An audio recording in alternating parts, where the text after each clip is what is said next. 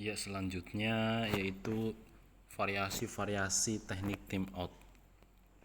Nah, di sini Everett mendefinisikan sebuah variasi kontingen delix time setelah kalian dibawa ke tempat time out dan kami ketujuh aturan yang dijelaskan di atas. Selain diharapkan untuk mematuhi aturan itu selama periode time out, kalian diberitahu bahwa setiap kali ia melanggar salah satu aturan itu, 1 menit akan ditambah pada jumlah waktu yang dihabiskan di dalam time out, misalnya 5 menit plus menit penalti. Nah, penting bagi siapapun yang mengimplementasikan teknik ini dengan anak harus konsisten dan tentang pemahaman bahan menit ekstra. Kalau tidak, anak tidak akan melihat time out sebagai hukuman. Yang selanjutnya variasi sit and watch. Teknik ini digunakan dalam ranah kelas. Jika siswa dibawa ke sit and watch atau duduk dan lihat, siswa mengambil jam pasir ya atau yang diisi yang cukup untuk waktu 3 menit. Contohnya, Indah yang jauh dari teman sekelasnya duduk dan memandang jam pasir. Begitu jam pasir sudah turun, Kun di seluruhnya dapat bergabung kembali dengan kegiatan kelas.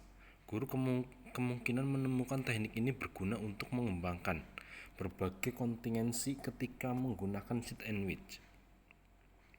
Yang selanjutnya, kegunaan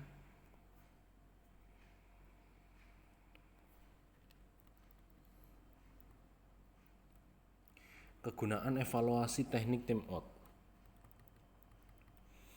Kegunaan evaluasi teknik time out yang pertama, time out telah digunakan untuk beragam perilaku termasuk tantrum, menghunus jempol, dan agresi.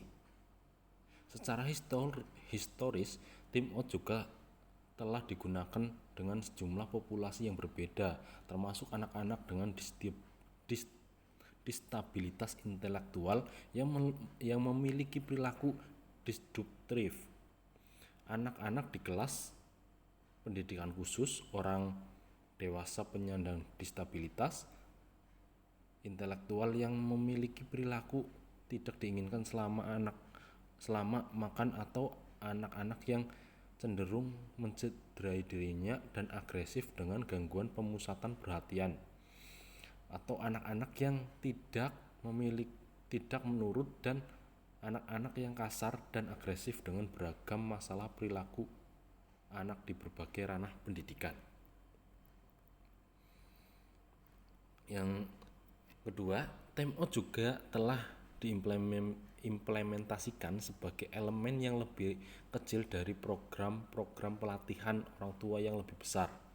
Nah, program-program ini yang sering disebut sebagai pelatihan manajemen orang tua memungkinkan orang tua untuk beralih dari intervensi yang tidak terlalu intrusif ke intervensi yang lebih restruktif. Banyak faktor yang berkontribusi ke arah keberhasilan teknik ini, terletak pada orang yang mengimplementasikan prosedur time out.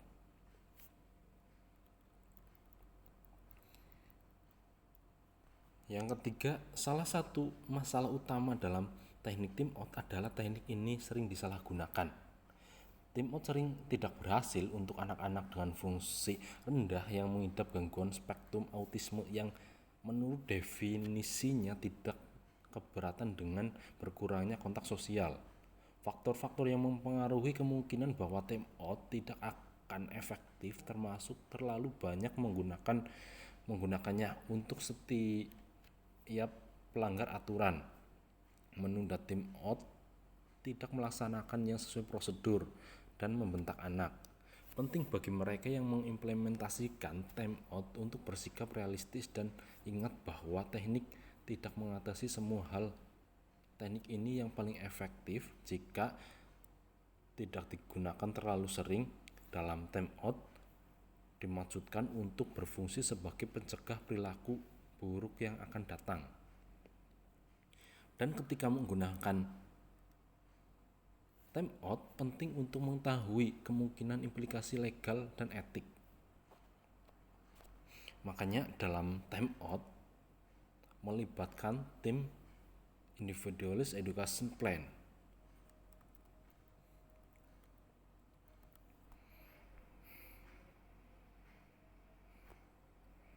Time out melibatkan tim Individualist Education Plan atau IEP dalam membuat keputusan tentang prosedur mengurangi perilaku semacam time out dengan anak-anak di pelayanan pendidikan khusus, memastikan bahwa time out menjalankan fungsi pendidikan yang legitimate digunakan secara wajar dan mencatatkan secara terperinci. Adapun prinsip-prinsip sebagai berikut. Yang pertama, time out adalah proses bukan tempat. Seringkali orang tua atau guru memahami teknik time out hanya sebatas tempat. Artinya ketika anak melakukan perilaku yang tidak diinginkan, anak ditempatkan di tempat khusus.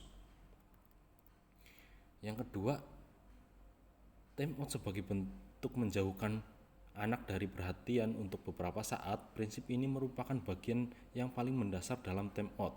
Prinsip ini pula yang paling sulit diterapkan. Seringkali orang tua atau guru yang menerapkan time out kepada anak atau siswanya, mereka tergoda untuk berkomunikasi atau berinteraksi dengan anak. Dan jika hal itu terjadi, maka yang terjadi bukan time out, tetapi si anak hanya duduk di kursi, dijauhkan dari teman-temannya, dan dia mendapat ceramah dari orang tua atau guru selama duduk di kursi tersebut. Penerapan time out yang demikian tidak akan berhasil mengubah perilaku anak. Yang ketiga, menetapkan kalimat sederhana dan konsisten sebelum memulai time out. Menggunakan frase atau kalimat sederhana dan konsisten mengandung dua komponen dasar. Yang pertama, kalimat time out yang sederhana memungkinkan anak memahami apa yang dia lakukan dan hal itu salah. Dan kalimat selanjutnya, dengan kalimat sederhana dan konsisten, anak mengetahui apa yang akan terjadi jika melakukan perilaku tersebut. Yang keempat, time out untuk perilaku yang spesifik. Time out untuk perilaku yang spesifik, time out tidak dapat digeneralisasikan untuk semua perilaku negatif. Misalnya anak menangis ketika meminta sesuatu. Yang kelima,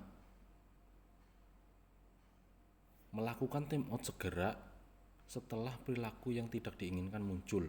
Pada prinsip ini sangat penting, salah satu faktor penentu keberhasilan time out adalah jarak waktu antara time out dengan munculnya perilaku yang tidak diharapkan singkat.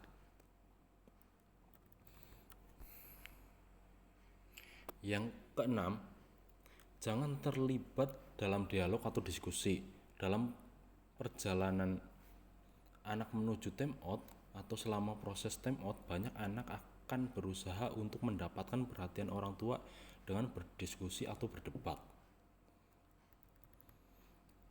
Yang ketujuh, jangan mengatasi anak perilaku selama berjalan menuju time out atau selama proses time out.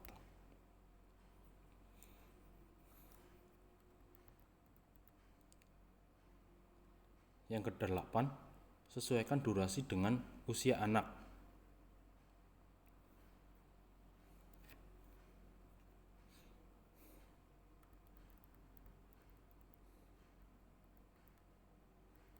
Yang kesembilan, jika time out sebagai salah satu komponen rencana perilaku yang komprehensif, time out harus direncanakan mampu berdampak banyak bagi anak.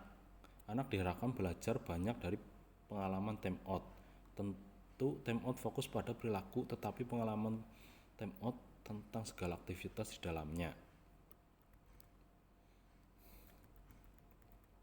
Yang ke-10, gunakan time out secara konsisten. Nah, konsisten di sini adalah kunci kesuksesan untuk setiap rencana modifikasi perilaku yang untuk dijalankan. Setiap kali orang tua atau guru menerapkan time out, maka time out berlaku setiap waktu dan di setiap tempat setiap kali anak melakukan perilaku yang tidak diharapkan. Itu saja yang bisa saya sampaikan. Kalau ada pertanyaan dan tanggapan silakan. Saya akhiri dulu. Wassalamualaikum warahmatullahi wabarakatuh.